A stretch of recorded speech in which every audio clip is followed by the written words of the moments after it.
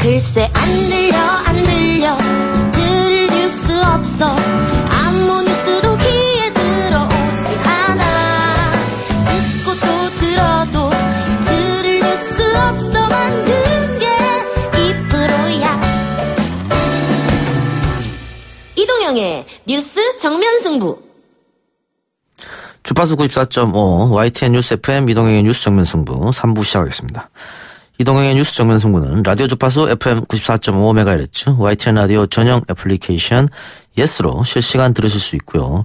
다시 듣기는 YTN 라디오 홈페이지 그리고 팟빵 앱과 아이튠즈 팟캐스트에서는 매일 밤 10시, 11시 혹은 9시, 10시 어쨌든 빨리 올려드리는 걸로 약속하겠습니다. 의견 참여하실 수 있는데요. 휴대전화 문자메시지 샵 0945번, 우물정 0945번, 단문 50원, 장문 100원이고요. 예스 앱에서는 무료로 실시간 댓글 참여하니까 많은 참여 부탁드리겠습니다. 이 작가야 궁금하다. 이 작가야 문자 줄게 질문다오. 여러분은 지금 웃으며 정보를 입수하고 편안하게 참여하는 이동영의 뉴스 정면 승부와 함께하고 있습니다. 생방송에 참여하고 싶은 분들은 샵 0945 우물정 0945번으로 단문 50원, 장문 100원의 문자 메시지를 보내주시거나 예스 앱으로는 무료로 참여할 수 있습니다. 지금 바로 보내주세요.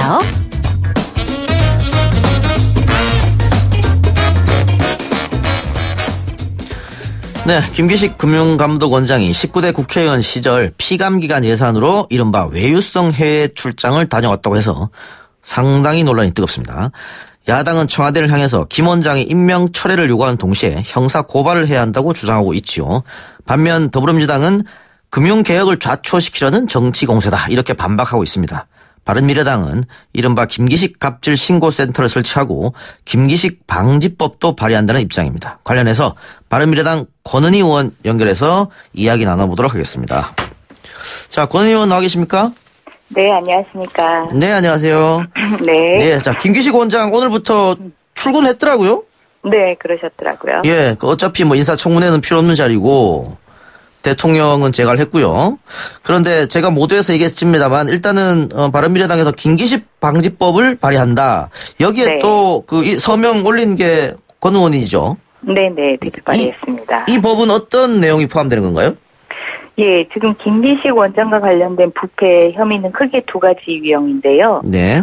먼저 3건의 외유 출장 혐의가 있고요. 네. 그리고 두 번째로는 더미래 연구소를 통해서 고액의 교육 프로그램을 운영했다라는 그런 혐의가 있습니다. 네. 이 3건의 외유 출장과 관련해서는 그 직무와 관련해서 향응을 받은 혐의로 현재 형법의 뇌물죄나 수뢰 후 부정처사의 혐의로 직접 현행의 법 체계로 수사할 수 있는 그런 혐의고요. 예. 이 더미래 연구소를 통해서 고액의 교육 프로그램을 받는 행위는 현행의 형법 체계에서는 어렵고 그 공직자가 자신과 관계가 있는 그런 단체나 제3자를 통해서 직무와 관련해서 계약 등의 그런 행위를 했을 때 이와 관련해서 신고하고 제한하도록 하는 그런 내용을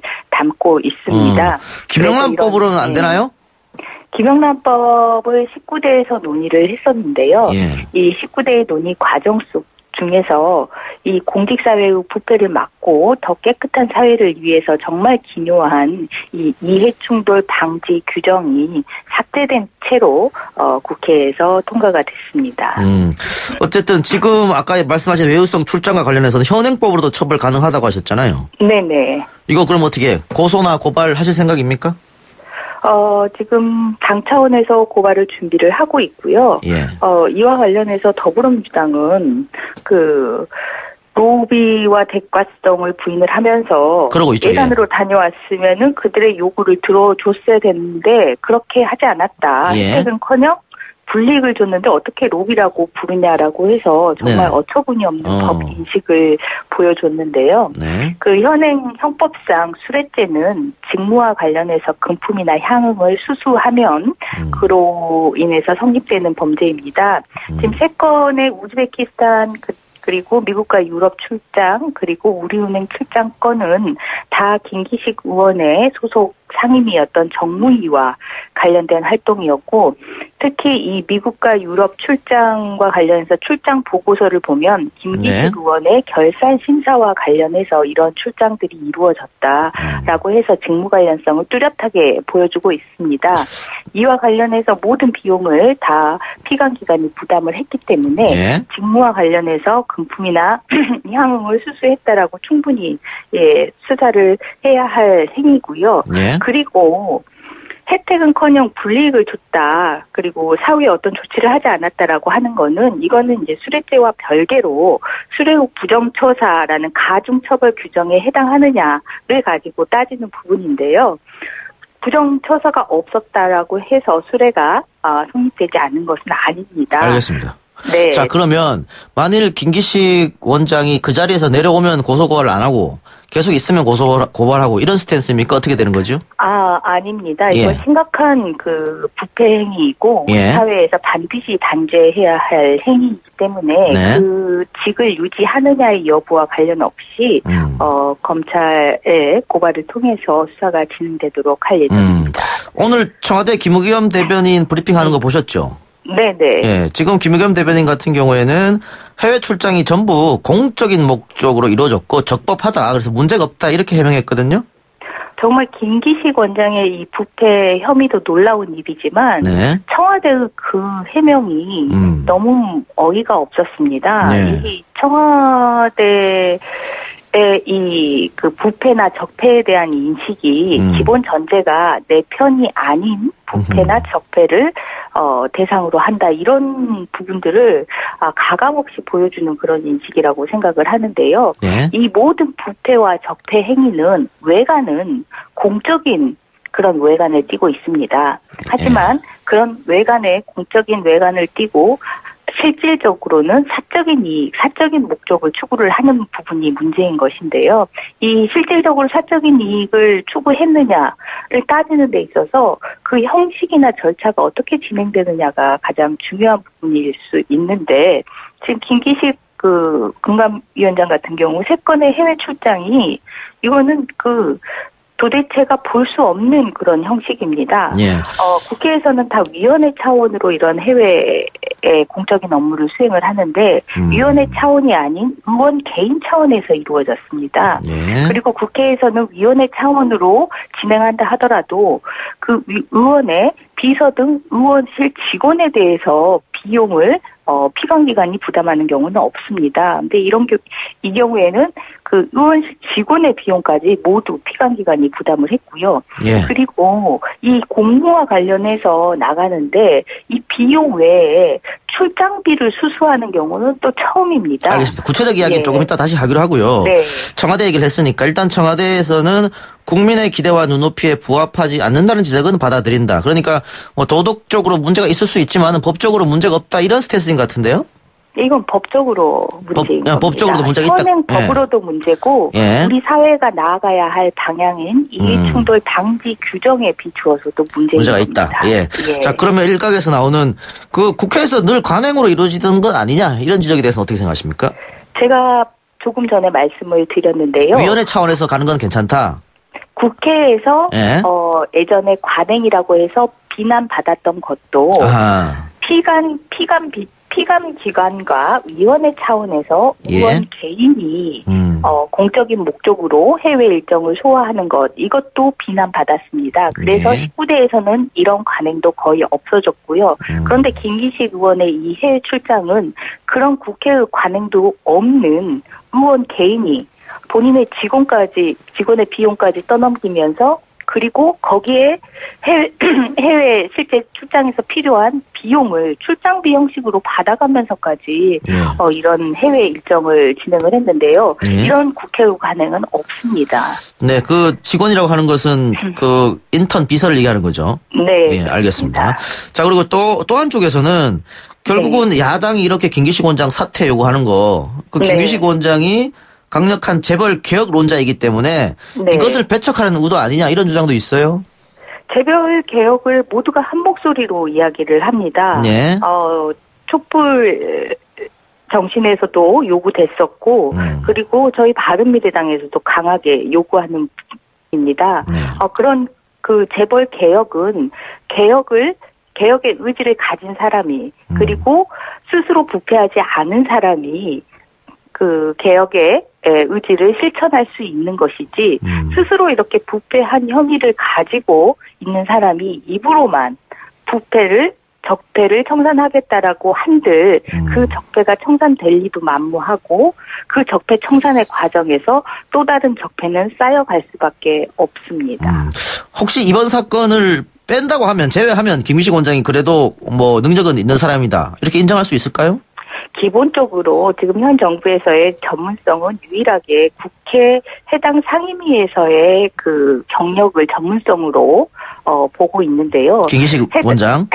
김기식 원장뿐만 아니라 그 국민연금공단 이사장도 그렇고요. 다 어떤 전문성이 있느냐라고 얘기를 하면 해당 상임위에서 의원 활동을 했다라고 얘기를 하는데 해당 상임위에서 의원 활동을 하는 것은 국회에서의 견제와 비판의 역할을 한 것이지 해당 그 행정을 직접 처리하거나 계획을 내놓거나 하는 그런 업무가 아니기 때문에 전문성과 관련해서서 큰 차이가 있다라고 봅니다. 그래서 실제 전문성에도 미흡한 부분이 알겠습니다. 있고 더욱이 이런 부패 혐의로도 부적격하다라고 보고 있습니다. 네. 그 고사 고발은 일단은 차후 문제고 일단은 임명 철회를 원하시는 거죠. 네. 네. 근데 지금 청와대에서는 그럴 생각이 없는 것 같거든요. 그렇다고 하면 현실적으로 야당이 할 수 있는 방법이 무엇일까? 이런 궁금증이 들거든요. 저는 현실적으로 청와대가 도대체 부패와 관련해서 어떤 인식을 가지고 있는지 이번에 적나라하게 보여줬다라고 생각을 합니다. 이 현 정부에서 부패와 관련해서 여러 가지 부분에서 그 개혁 시스템을 지금 가동을 시키고 있는데요. 그 중에 한 가지가 공직사회의 부패를 방지하기 위한 공직자 비리 수사처 설치입니다. 네. 그런데 이런 그 부패 방지를 위해서 공직자 비리 수사처를 설치하고자 하는 현 정부가 가지고 있는 부패 인식이 나의 편이 아닌 내 편이 아닌 부패와 적폐로 본다라는 그런 인식을 가지고 있다라고 한다면은 공직자 비리 수사처를 설치한다고 한들 이 공직사회의 부패 혐의가 일소될 수도 없고 제대로 기능할 수도 없다라고 보고 있습니다. 그래서 돼지목이 진주 목걸이를 걸어주는 격이다라고 보고 있는데요. 이런 그 정부가 이런 부패에 대해서 제대로 인식을 고치지 않은 한은 이런 공직자 비리 수사처 설치와 같은 이런 그 부패를 위한 일련의 활동과 관련해서 재점검을 좀 해야 된다고 생각을 합니다. 예, 한마디로 얘기하면은 이 정부의 적폐 청산 주장은 정치적 반대파에만 해당된다. 뭐 이렇게 결론 내리면 되겠네요. 지금 김기식 원장을 통해서 보여주고 있는 청와대의 인식은 그렇습니다. 예, 다른 이야기로 한번 가보겠습니다. 4월 임시국회가 또 파행을 빚고 있는데 추경에 대해서 바른미래당 입장은 어떻죠? 지금 추경과 관련해서는 추경 편성에 지금 필요성이 있다라고 보고 있지 않습니다. 그 본예산이 편성돼서 지금 집행률이 아주 낮은 상황에서 추경에 대한 필요성이 그 높다라고 볼 수는 없다라는 그런 상황입니다. 정부는 청년 일자리 때문에 그렇다고 강조하고 있거든요. 네. 동의하지 않으시는 겁니까? 청년 일자리라는 것이 이렇게 임시 처방으로 그 해결될 수 있는 문제가 결코 아닙니다. 우리 사회에서 가장 어려운 문제가 청년들의 문제고 청년들의 일자리 문제인데요. 본예산을 통해서 구조적으로 접근을 해야 되고 거시적으로 접근을 해야 되는 그런 문제이고 장기적이고 안정적인 사업을 통해서만이 해결될 수 있는 그런 문제인데 이런 청년들의 문제를 자꾸 이렇게 임시방편적으로 해결하다고 해결하려고 하다 보니 아무것도 해결되지 않은 채 점점 악화일로를 걷고 있는 상황이라고 생각을 합니다. 예. 자, 시간이 다 돼가는데요. 유승민 대표가 자유한국당하고 연대 가능성을 잠깐 언급했던 적이 있었는데 그때 네. 권 의원이 가치가 흐려져서는 안 된다 이렇게 얘기했는데 어떤 의미입니까? 저희 바른미래당은 자유한국당과 가치에 있어서 대척점에 있는 정당입니다. 네. 자유한국당은 정말 과거에 매몰돼서 적폐스럽고 구태스러운 가치를 추구하고 있는 그런 정당이고요. 네. 우리 바른미래당은 개혁의 방향으로 개혁을 기치로 미래를 향해서 나아가자라고 하는 그런 정당입니다. 그래서 서로의 대척점에 가치에 있어서 대척점에 있는 정당이 섞일 수도 없고 네. 무리하게 섞어서 서로의 가치를 이렇게 흐릿하게 하는 일은 절대 있어서는 안 된다. 그런 취지입니다. 알겠습니다. 자유한국당과 선거연대는 없다. 이렇게 이해하면 되겠죠? 절대 없습니다. 절대란 말 강조해 주시네. 알겠습니다. 의원님 오늘 말씀 여기까지 듣겠습니다. 네. 감사합니다. 네, 고맙습니다. 지금까지 바른미래당 권은희 의원이었습니다. 이동영의 뉴스 정면 승부 잠시 후 4부로 돌아오겠습니다. 뉴스 신동 이 작가와 함께하는 비포장 뉴스 해학 뉴스 정면 승부.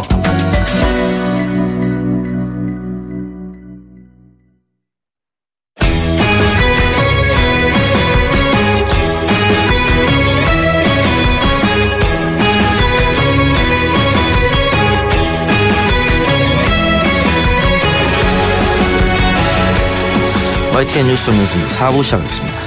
월요일 오늘 4부 코너는요. 개인적으로 제가 제일 기대가 되는 코너입니다. 이 순간이 오기를 일주일간 기다렸습니다.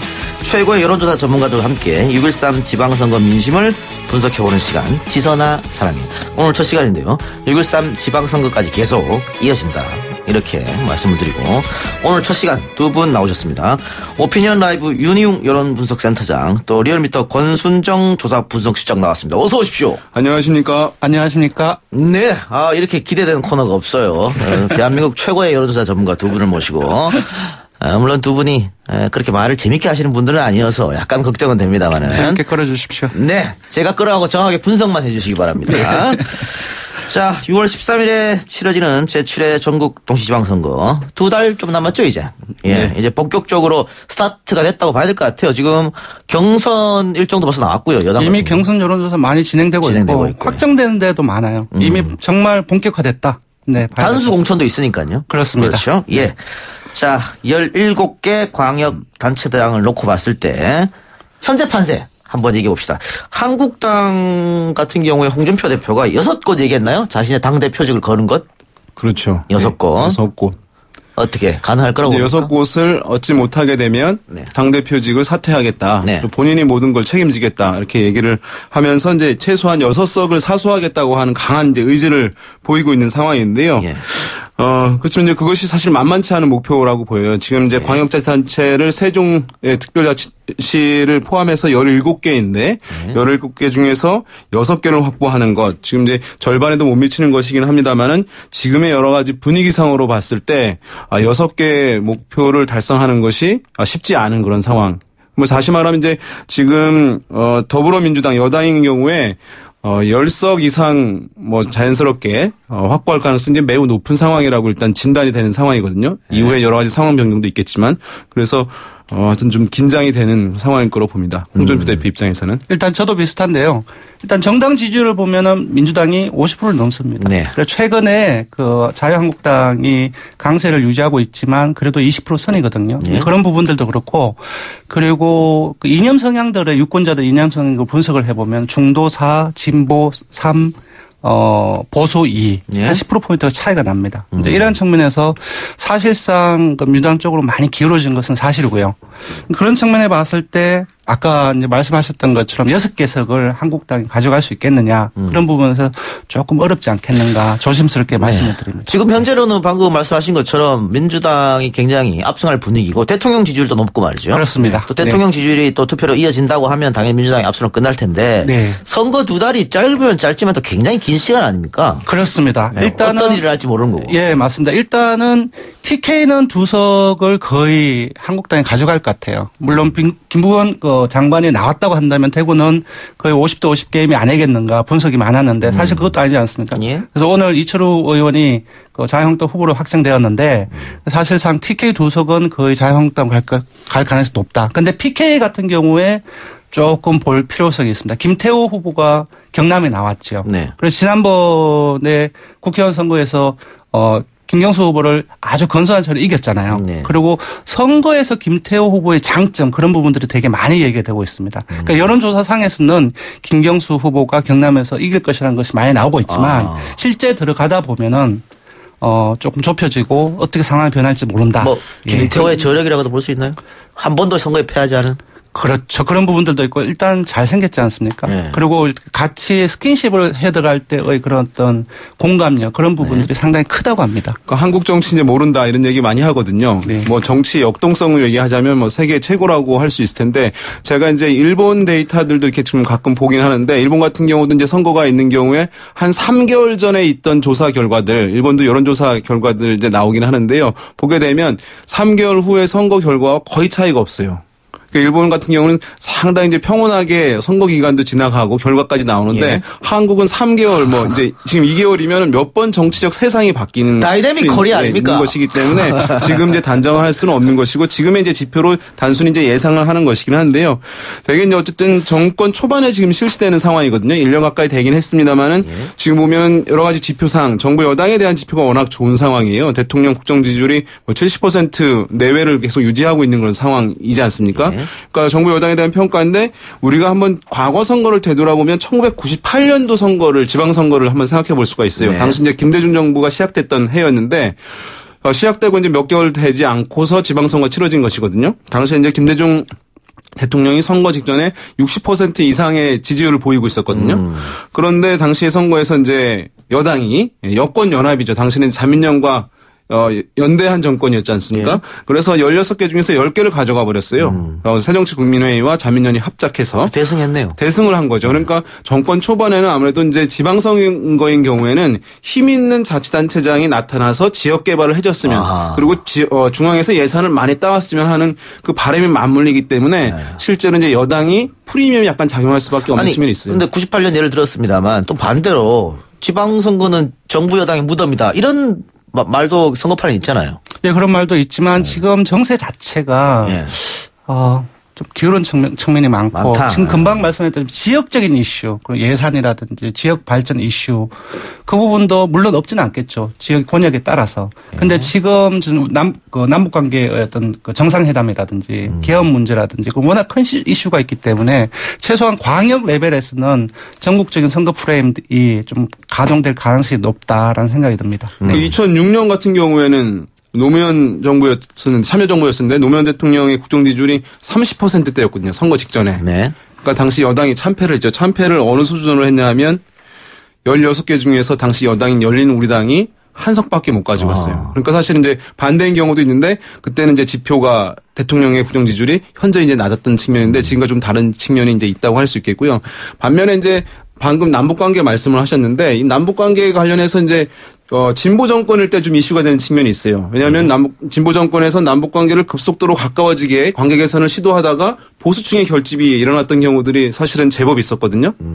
그러니까 이제 그때 참여정부 때 같은 경우에도 있고 국민의 정부 때도 사실은 있었는데 보면 선거 직전에 2000년 6.15 남북정상회담 때 보면은 총선 직전에 남북정상회담 발표를 해버려요. 예. 그런데 그것이 이제 보수층을 자극해서 총선에서 이제 보수층이 결집하게 되고 이제 보수 정당이 승리하게 되는 측면이 있었고 또 이제 2007년이죠. 14 정상회담 때. 근데 대선이 있었잖아요. 바로 뒤에. 그때 이제 당시 여당이 또 참패를 하지 않았습니까? 그러니까 진보 정권에서 그런 부분이 있는데 그런데 우리가 쭉 뒤돌아보면은 그것이 보수층이 결집할 수 있었던 것은 한미 동맹이 훼손된다. 남북관계 개선이 급속도로 진전되면 이제 이런 배경이 깔리게 되는 것이거든요. 근데 지금 같은 경우에는 북미 정상회담이 예정돼 있는 거예요. 그러니까 한미 정상회담이 훼손된다는 논리가 통하지 않는 부분이 있기 때문에 이번에 어떤 보수층의 결집이 이루어지기 좀 어려운 측면도 있다. 10년 전과 다르다 이렇게 말씀을 이해하고요. 오늘 첫 시간이니까 전체적으로 판세를 좀 개괄을 해본다고 한다면 제가 보기에는 자유한국당이 6석을 얻으면 좋겠는데 네. 6석까지는 좀 힘들지 않겠느냐. TK 2석은 확실하고 두 곳 또. 제가 봐서는 최대한 4석. 4석. 그리고 민주당 같은 경우는 최소한 12석에서 최대 15석까지 갈 수 있다. 자, 그러면 방금 말씀하신 것처럼 어쨌든 자유한국당은 텃밭이라는 곳이 있기 때문에 네네. 최소한 2석은 확보하고 가는 거 아니겠습니까? 그렇죠. 그리고 또 민주당 같은 경우에는 지금 워낙 분위기가 좋아서 네네. 과연 몇 석을 하느냐 네네. 이거 관심거리인 거고. 네네. 바른미래당은 어떻게 되죠? 바른미래당은 사실상 원희룡 그 제주지사가 그 당적을 유지를 한다고 한다면은 한 석을 가져갈 가능성이 높은데 이제 지금 들리는 소리로는 탈당할 가능성이 높다. 네. 무소속이 한 석이 될 가능성이 높다라고 봅니다. 제주 같은 경우에도 뭐 원희룡 지사의 이제 제주에서 인물론 상당히 이제 중요하게 비중 있게 이제 조명되고 있긴 하겠습니다만은 지금 더불어민주당에서 이제 문대림 후보가 이제 후보로 이제 선정이 되면서 될 가능성이 됐죠? 네. 네. 그러면서 사실은 여러 가지 지표상 보면 상당히 경쟁력 있는 모습을 보여주긴 하거든요. 그리고 이제 제주에서 지난 대선에서 문재인 후보의 득표율이 또 상당했거든요. 그런 면에서 봤을 때는 사실 제주 선거 결과도 섣불리 예상하기는 힘든 제가 잘못 측면도 말씀드렸습니다. 있다고 할수 아직 그 있겠습니다. 더불어민주당 경선 후보들은 결정되지 않았습니다. 네. 김은남 네. 후보하고 문재인 후보가 이루어지고 지금 있죠. 정정하겠습니다. 예, 생방 중이니까 이해해 주시고요. 네. 지금 치열하게 맞붙고 있는 상황이에요. 네, 그렇습니다. 그래서 네. 지금 민주당 내에서는 너무 세게 붙는 거 아니냐 이런 염려를 하고 있던데 제주도 지금 경선이. 네. 자, 경선 얘기 나왔으니까 자연스럽게 제주만큼 아니죠. 제주보다 더 치열한 곳이 경기도예요. 경기도 선거 같은 경우에 지금 여론조사만 보면은 네네. 민주당에서 어떤 후보가 나와도 이긴다는 게 나와 있는데 네네. 그러면 후보로 예선 통과를 누가 하냐 이걸로 굉장히 치열하게 싸우고 있거든요. 네네. 앞서 우리가 일부에서 전해철 후보로 연결했습니다만 굉장히 치열하게 싸우고 있는데 어떻게 판세를 예상하십니까? 그 3월 24일 날 리얼미터가 준 것이 있습니다. 조사 결과는 중앙선관위 홈페이지를 보시면 되고요. 네. 그때 이재명 후보가 54%가 나왔고요. 남경필 후보가 한 18% 정도 나왔습니다. 그래서 일단 판세 자체는 기본적으로 이제 민주당 쪽으로 경기도는 많이 기울어져 있는데 사실상 이쪽은 민주당 내의 싸움이 어떻게 될 것인지 봅니다. 그 부분이 보다 좀 관심거리가 아닌가 싶습니다. 제가 그걸 여쭤본 거예요. 네. 경선이 어떻게 될 건지. 경선이 왜냐하면 네. 이재명 시장이 압도적으로 치고 올라가서 격차를 굉장히 많이 벌렸는데 네네. 시간이 조금 흘러가면서 네. 전해철 의원 지지가 굉장히 많이 올라왔거든요. 맞습니다. 그래서 좀 많이 좁혀졌다는 얘기가 들린단 말이죠. 예. 이게 과연 역전이 가능할 것인가. 불과 몇 주 전까지만 하더라도 전해철 그 의원이 한 자릿수였거든요. 네. 근데 지난주라든지 보면은 두 자릿수로 뛰어 올랐습니다. 네. 그러니까 점점 더 지지율이 높아갈 텐데 과연 그 50% 이상의 그 지지율을 받고 있는 그 이재명 시장을 넘어설 수 있을 것인가. 그런 분들은 지금 18일이 민주당 경선이죠. 네, 그렇습니다. 일주일 조금 더 남짓남았는데 시간적으로는 좀 부족한 감이 없지 않아 있지만 앞으로 사실상 어떠한 사건이라든지 여러 가지 부분이 어떻게 터질지 모르기 때문에 사실 이것도 사실 좀 그 예단하기가 좀 어려운 부분도 있지 않나 예단하기 어렵다. 네. 자, 그러니까 후보 간에 지금 치열하게 어쨌든 공방이 이루어지고 있어요. 여러 가지 이제 뭐 후보의 이제 트윗 계정이 어쨌든 후보와 가까운 사람 것이다라고 하는 이제 것이 확인은 되어야 된다. 이재명 후보. 예, 이렇게 이제 얘기를 하면서 그것이 선거 쟁점으로 지금 불거져 있는 그런 상황인데요. 말씀하신 대로 지금 경선이 이제 한 9일 정도 남은 거예요. 근데 사실 보면은 본선거 운동 기간은 공식적으로 민주당이 허용한 것은 이틀이에요. 사실 보면은 시간이 굉장히 짧은 상황인데 이런 상황에서 당원이 이제 50%, 권리당원이 50%, 일반 시민이 50% 반영되는 선거인데 당원들 같은 경우는 이제 정보 습득 굉장히 빠르게 이루어지거든요. 네. 어떤 논란이 있게 되면. 그래서 지금 보면은 이재명 후보와 전해철 후보 간 격차가 상당히 크고 상당히 이제 둘이 경합을 벌이는 상황이지만 이재명 후보가 월등히 앞서가고 있는 상황인데 당원 같은 경우에 상당히 어쨌든 흐름 변화가 나타날 가능성이 적지 않다 이렇게 보이고 여기서 하나 좀 말씀하시죠. 일반 시민 같은 경우에 과연 요 짧은 9일 동안 한 일주일 저간 사이에 지금의 어쨌든 흐름을 완전히 대체할 수 있을 것인가 이거에 대해서는 정말 사실 확신하지는 못하겠는데 당원보다 적극적이지 않으니까. 그렇습니다. 예. 여기서 그 민주당 경선에서 짚어봐야 될 것은 문재인 지지층입니다. 네네. 지금 이제 문재인 마케팅을 모든 곳에서 하고 있죠. 하고 있는데 바로 이유가 있거든요. 문재인 지지층을 얼마나 끌어내냐에 따라서 승패가 결정이 되니까. 근데 조사 결과를 보면 의외로 문재인 지지층이 전해철 의원보다는 이재명 에 대한 지지율이 훨씬 더 높습니다. 그래요? 의외인데요? 예. 그런 측면에서 자신감을 이재명 후보 측에서 이제 내비치고 있는데, 근데 아까 말씀드렸다시피 경선 과정 속에서 여러 가지 요인들이 되게 많기 때문에 분명히 전해철 의원의 지지율이 높아질 것은 분명한데 다만 그것이 과연 이재명 성남시장을 짧은 기간 동안 넘을 정도가 되겠느냐 이런 부분을 지켜봐야 될 것 같습니다. 그러면 예측을 쉽게 못한다고 했는데 이건 대답해 주세요. 결선을 가느냐 안 가느냐. 그러니까 이 시장이 50% 넘으면 결선이 없을 거 아니에요. 그러니까 그것만 짚어주시기 바랍니다. 결선을 가느냐 안 가느냐. 그럼 짧게 말씀드릴까요? 예, 재밌게. 저는 결선 가기 좀 힘들지 않을까라고 봅니다. 결선 가능성 좀 있다 이렇게. 반반 뭐예요? 이렇게 반반 갈리는 거 아주 좋아합니다. 나중에 두고 봅시다. 결론은 어떻게 나올지. 또 서울시장 선거도 경기지사 선거처럼 마찬가지로 지금 딱 조사하면 그렇습니다. 누가 나와도 민주당 후보가 이긴다 나와 있는데 여기도 경선이 치열하게 붙을 거 아니에요? 이것도 조사를 먼저 소개해 드릴게요. 최근에 어제 발표한 건데요. TBS 리얼미터 자체 기획으로 해서 4월 5일하고 6일 날 조사를 했고요. 이 결과 역시 중앙선관위 여론조사심의위원회 홈페이지를 보면 아는데요. 여기서 보면 재밌습니다. 안철수 후보가 가상 대결 가지에서 20% 선으로 고정이 되고요. 그리고 김문수 후보도 한 15%를 살짝 넘는 선으로 거의 고정되어 있습니다. 그리고 박원순, 박영선, 우상호 의원이 40% 선입니다. 즉 2위 안철수 후보의 더블 스코어예요. 그리고 여기에서 박원순 후보는 조금 더 높습니다. 50%입니다. 그러니까 한 30%포인트가 차이가 나는 거죠. 이러한 부분들을 봤을 때 일단 여야의 구도로 봤을 때는 아직까지는 민주당이 앞서 있다라고 봐야 될 것 같습니다. 자, 이정희 님께서 앱으로 의견 주셨습니다. 세 분 랩 배틀 하는 것 같아요. 너무 빠르죠? 우리가 급해요. 지금 시간 없고 많은 것은 알려드려야겠고. 자, 윤희웅 소장님. 네. 서울 같은 경우에 지금 보면은 과연 이제 중요한 것은 바른미래당과 자유한국당 후보들이 이제 막판에 후보 단일화 또 선거 연대가 이루어질 것인가가 중요한 이제 쟁점이 될 것으로 보여요. 지금 이제 우리 실장님 조사 결과 말씀해 주셨습니다만은 지금 3자 구도상에서 이제 자유한국당 후보 김문수 후보와 안철수 후보가 바른미래당 안철수 후보가 사실 독자적으로는 승리하기 쉽지 않은 이제 지표들을 나오고 있는 상황이기 때문에 거기서 이제 누가 야권에서 이제 주도권을 잡느냐 우위의 섬으로서 이제 양보를 받아내느냐 여부가 뭐 쟁점이 될 수밖에 없는 상황. 그래서 이제 1대1 구도가 되어야만 이제 경쟁 구도가 만들어지는 것이기 때문에 그거 변수에 따라서 어쨌든 뭐 서울시장 선거는 이제 어쨌든 흐름이 진행될 것으로 보이고요. 네. 방금 1대1 대결 말씀하셨는데 그 문제 때문에 그런지 지금 뭐 언론도 마찬가지고 여의도 바닥도 마찬가지고요. 김문수 전 지사가 과연 완주를 할 것인가? 중간에 사퇴해서 1대1 만드는 거 아니냐 이런 얘기가 끊임없이 흘러나오거든요. 일단 이 조사 결과를 기준으로 잡으면 어차피 선거 보전은 100% 다 받는 것은 15%가 아니니까 15%가 넘었어요. 이런 부분들을 봤을 때는 이제 끝까지 완주할 그 동력은 갖췄다라고 봐야 될 것 같습니다. 저는 약간 회의적이긴 해요. 이제 이 두 야당의 선거 연대에 대해서 왜냐하면 이번 지방선거의 의미는 여러 가지 둘 수 있겠습니다만은 제일 의미라는 것은 이제 야당의 정부 여당에 대한 견제라는 것이 이제 선거의 실제 의미이긴 하거든요.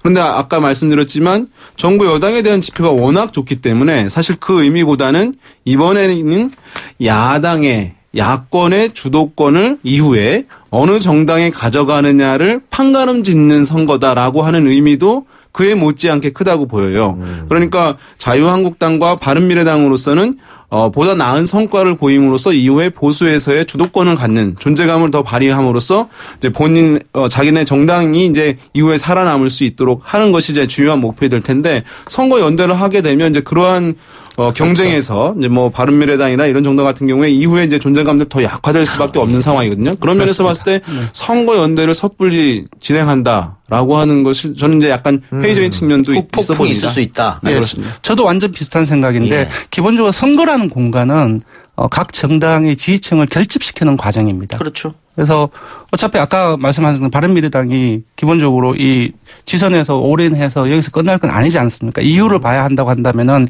이 선거 공간을 서울시장에 가장 이목이 집중된 서울시장의 선거 공간을 지지층을 결집시키는 그 과정으로서 보지 않을까라는 생각이 들고 결론적으로 후보 단일화의 부분에 있어서는 상당한 이견 속에서 되게 힘들 가능성이 높다라는 생각이 듭니다. 뭐 당끼리 혹은 뭐 후보자들끼리 자 선거연대 합시다 이런 건 못하겠지만 이신점심 자연스럽게 지역에 따라서 이제 후보들 간의 자율적인 단일화는 있을 수 있을 텐데 그렇죠. 이제 자율적 단일화. 그렇죠. 이제 근데 아니 왜냐하면 1등 주자가 너무 앞서가게 되면 방법이 없는 거 아니겠어요? 그 방법밖에는? 근데 만약에 두 주자가 합쳐서 1등 주자가 넘어서지 못한다로 판단이 되면 더 어려운 부분들이죠. 그러니까 이제 단일화의 조건은 우리가 이렇게 얘기하거든요. 독자적으로는 승리할 수 없다. 두 번째, 합치면 이길 수 있다. 이걸 그렇습니다. 맞춰줘야지 사실 후보 단일화가 되는 것인데 합쳐도 되기 힘들다 한다면 어쨌든 각자 경쟁하는 흐름으로 가는 거죠. 그래요. 여기서 자세히 볼 것은 뭐냐면은 아까 조사에서 박원순 시장이 50% 정도를 얻었잖아요. 네. 그럼 나머지 박영선 의원이나 우상호 의원은 40% 정도를 얻었어요.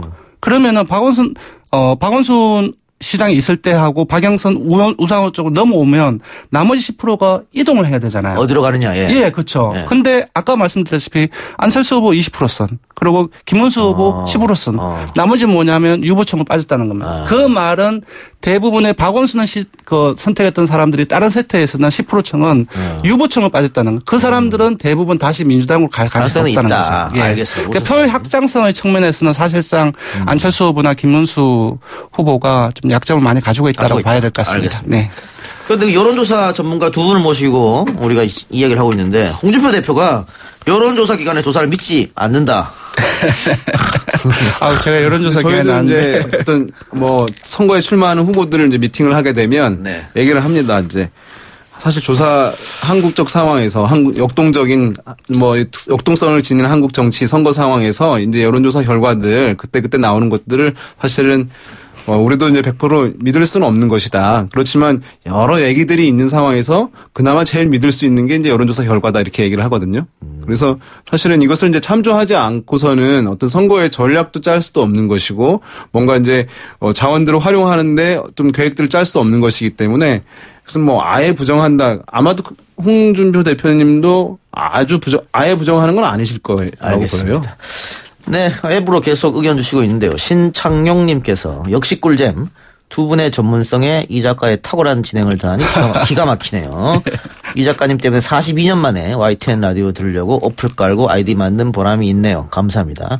재성환님께서도 지속적으로 좋은 의견 많이 보내주고 있는데 감사드리겠습니다. 자, 이제 시간이 얼마 안 남았는데 남은 기간 변수라고 하면 어떤 게 있을까요? 이번에 경기도처럼 뭔가 또 그런 것들 트위터에서 뭔가 터트린다든가 그런 것도 변수를 할 수 있겠나요? 그렇죠. 이제 야권 경선 같은 경우에는 여권 지금 정부 여당 지지층 같은 경우에는 젊은 층들이 많잖아요. 그러니까 정보 습득력이 매우 빨라요. 그래서 어떤 이슈가 벌어지게 되면 그 지지층들이 습득해서 어떤 이제 인식의 변화, 표심의 변화를 일으키는데 엄청 빠른 측면이 있거든요. 반면에 이제 보수층 같은 경우는 나이 드신 분들이 많기 때문에 약간 시간이 걸리는 측면들이 있습니다. 그러니까 이제 여권 경선에서는 그런 이제 악재들, 내부의 이제 후보 간의 공방들 이런 것들이 변수가 될 것으로 보이고 또 하나 이제 개헌 같은 경우도 이제 변수가 될 수 있습니다. 개헌이 만약에 치러지지 않는다. 만약 자유한국당의 반대로 그러면 선거를 앞두고 지방자치 선거에서 지방자치 개헌 주요한 내용인데요. 그것은 이제 반대하는 것으로 비춰지고 약속을 지키지 않는 것으로 되기 때문에 그런 어쨌든 개헌 변수도 중요한 됐는지 안 됐는지 여부에 따라서 영향을 줄 것이다 보입니다. 맞아요. 예, 한반도 이슈도 그렇습니다. 일단은 한반도 이슈, 그러니까 4.27 남북 정상회담이라든지 5월 말에 예정된 북미 정상회담 이 자체는 분명히 민주당한테 지선에 있어서 유리한데, 근데 문제는 이제 일반 국민들이 정상회담을 바라볼 때 비핵화의 관점에서 바라보는데 사실 비핵화의 관점에서 정상회담이 삐끗거리거나 그런 부분들이 있다고 한다면은 의외로 보수층 그리고 보수층 중에서 중도층 중에서 보수층 성격을 가진 유권자들이 자유한국당으로 이동할 가능성도 배제하기 힘들다라고 봅니다. 알겠습니다. 네. 여기까지만 듣겠습니다. 자, 지금까지 윤희용 센터장, 권순정 분석실장이었습니다. 우리는 다음 주에 또 찾아옵니다.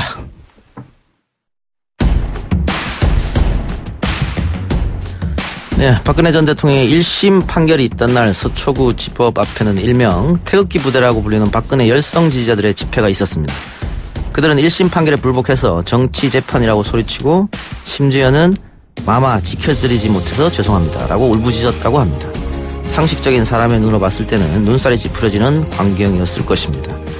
그들이 이해가 가지 않는 것은 아닙니다. 자연인 박근혜를 직업 정치인으로 보지 않고 신적인 존재 혹은 시위하는 그들 자신의 영혼과 일치시켰기 때문일지도 모르죠. 그러나 아이돌 팬클럽도 이런 모습은 보이지 않습니다. 맹목적인 지지와 무비판적 수용, 묻지마 지지 행태는 권력의 독주를 제재할 수 없을 뿐만 아니라 권력을 썩게 만듭니다. 그것은 동서고금이 보여준 진리입니다. 민주주의는 시끄러운 것입니다. 그러나 그 시끄러움에는 부당함과 창피함이 있는 게 아니라 상식과 정의의 소리가 들려야 합니다. 법원 앞 집회를 보면서 나는 지금 그런 행동과 사상을 가지고 있지는 않은지, 저것이 비단 박근혜 전 대통령 지지자들에게만 해당되는 것인지 돌아봐야 할 것 같습니다.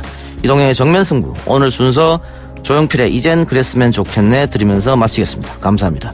편안한 밤 되십시오.